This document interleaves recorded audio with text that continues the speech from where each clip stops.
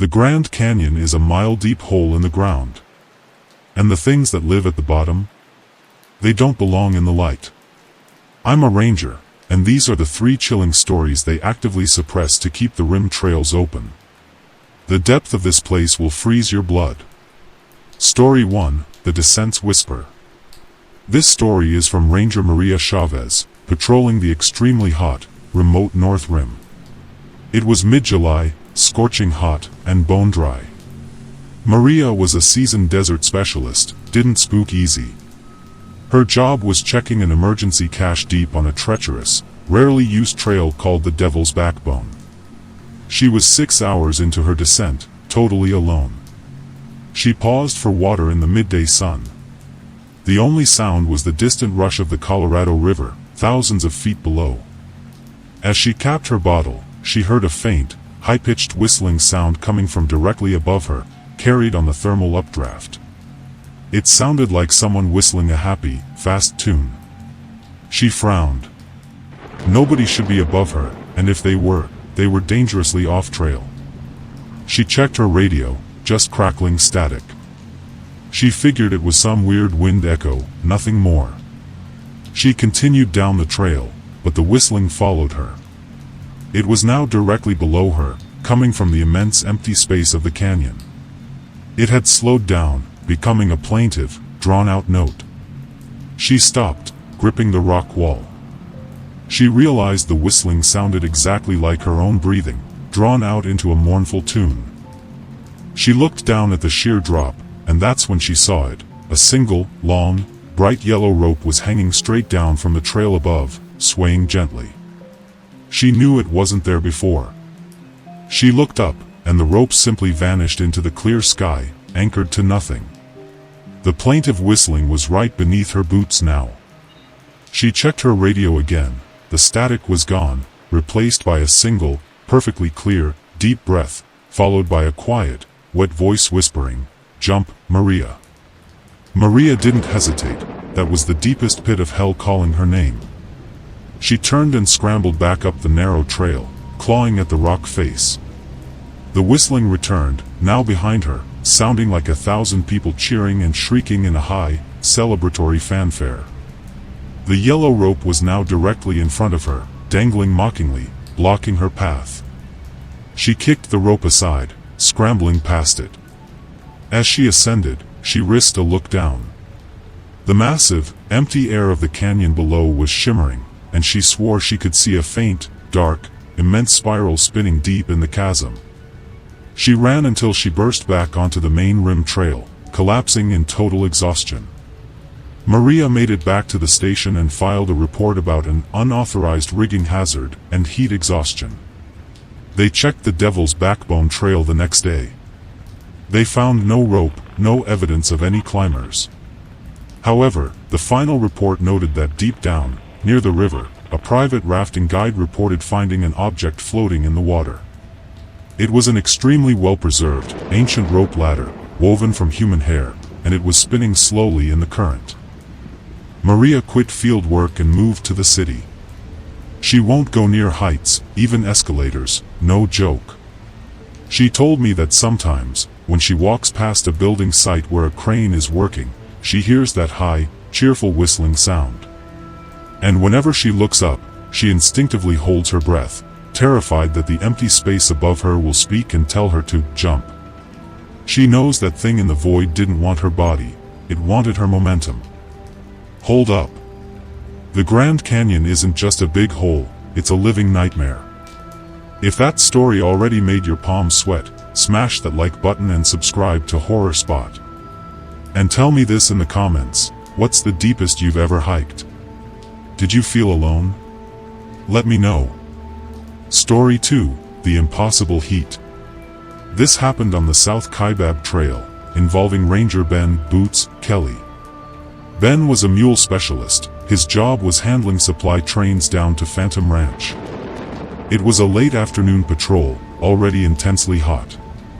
Ben was trailing his last mule, just making sure the trail was secure. The canyon walls were radiating heat, a straight-up oven. Ben stopped to check a mule's pack and heard a faint, persistent sound, the sound of a single, slow drop of water hitting rock. Drip, drip, drip. Ben was puzzled. The canyon was bone dry, there hadn't been rain in months. He scanned the cliff face above, nothing.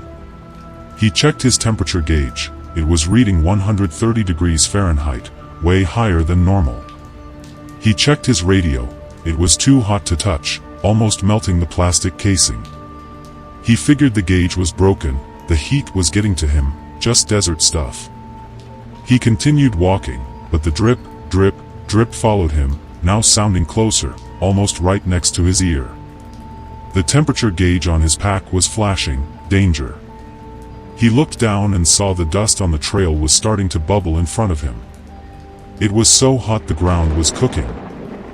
He swiped his hand across his face, and his sweat was gone instantly. He realized the heat wasn't environmental, it was focused on him. Then he saw a reflection on the rock wall beside him, distorted by the heat haze. It wasn't his reflection. It was a thin, tall figure, totally black, standing unnaturally still. The black figure was holding a small, shimmering object, and that object was slowly leaking water onto the baking rock, creating the sound, drip, drip, drip. Ben grabbed his shotgun, but the figure vanished in the heat haze. The temperature was unbearable, his clothes felt like they were on fire. The dust around his boots began to smoke. He knew he was being targeted. He turned and scrambled up the trail, pushing the mule hard. As he climbed, he heard a new sound, a rhythmic, slow hissing coming from the rock walls, right next to his face. The air felt suffocating, and the canyon walls seemed to be closing in on him. He ran until he reached the first shade cave, throwing himself inside. The drip, drip, drip followed him, stopping exactly at the mouth of the cave. Ben waited in the cave for an hour until the sun dropped. He made it back to the rim and reported a freak thermal event and hallucination. They sent a heat drone down the next day. It found nothing unusual, but the final log noted that near where Ben stopped, a small, smooth boulder was found with a perfectly circular, damp indent pressed into its face, surrounded by boiling dust. The inside of the indent was cold. Ben retired and now works in an air-conditioned office in Arizona. He refuses to go outside in the sun. He keeps the thermostat in his apartment set to 65 degrees Fahrenheit year-round. He told me that sometimes, when he showers, he hears a faint, slow hissing sound from the drain. And whenever he holds an ice cube, he swears he can feel a slight, opposing pressure, trying to suck the cold right out of his hand. He knows the canyon's heat didn't burn him, it was starved for his moisture. Story 3, The Dark Below. This final story is from Ranger Liam Scott, patrolling the incredibly isolated West Rim, near the Havasupai Reservation. Liam's job was monitoring ancient cave systems for unauthorized entry. He was hiking near the edge of a massive, dark-side canyon, totally desolate. It was night, the sky was a black void full of stars. He was setting up his camp when he heard a sound coming from the side canyon below him, a quick, rhythmic tapping, like someone using a small hammer on stone. Tap tap, tap tap, tap tap. Liam frowned. He knew the Havasupai people sometimes worked the canyons, but nobody worked this deep at night. He figured it was just loose rock settling, a common canyon noise. He went back to his fire. The tapping continued, but now it was slower, heavier, and it had a deliberate, patterned rhythm. It sounded like it was communicating something. He grabbed his binoculars and looked down into the dark abyss of the side canyon. He couldn't see the bottom. Then he saw a small, flickering light far, far below. It wasn't a flashlight, it was waving, like a signal. As he watched, the light grew larger, faster, and began to ascend the sheer canyon wall towards him. The rhythmic tapping was now frantic, desperate, and right at the edge of the canyon rim. He hit his panic button. The radio screamed with static, and a loud, sharp clack sound came from the base of the canyon. Liam ripped the battery out of his radio. He looked at the edge of the rim, and the frantic tapping had stopped. The light was now only 30 feet below him, bobbing and weaving. It wasn't a signal light, it was a pale, circular object, attached to nothing, and it was ascending with unnerving speed. He realized the tapping was the sound of its ascension, like massive claws scraping the rock face. He turned and sprinted away from the rim, not looking back. He ran until he collapsed, his mind screaming, "Don't look at the darkness." Liam was found by a supply team hours later, totally catatonic. He was taken off duty. They investigated the canyon rim and found nothing. However, the final report noted that the rock face near where he stopped was covered in thousands of tiny, perfectly symmetrical scratch marks, too small for any known desert animal. And right at the rim edge, a large boulder was found with a single, deep, clean circular indentation, as if something massive and hollow had tapped the rock with a smooth end. Liam left the service and became a night auditor at a hotel. He refuses to look at the night sky.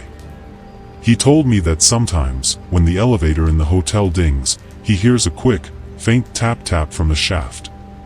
And whenever he looks down at the floor, he swears he sees a brief reflection of a pale, circular light ascending the polished surface. He knows the Grand Canyon isn't just a pit, it's a doorway, and the things that climbed out are still here. That's the nightmare hiding beneath the tourist photos of the Grand Canyon. The heat, the height, and the darkness, they are all trying to pull you in. If these three terrifying, untold ranger stories froze your blood, then please do us a huge favor, hit that like button. And make sure you subscribe to Horror Spot to keep these dark tales coming. For more secrets the Rangers tried to hide, check out my 2 recent videos. They are linked right now on your screen and in the description.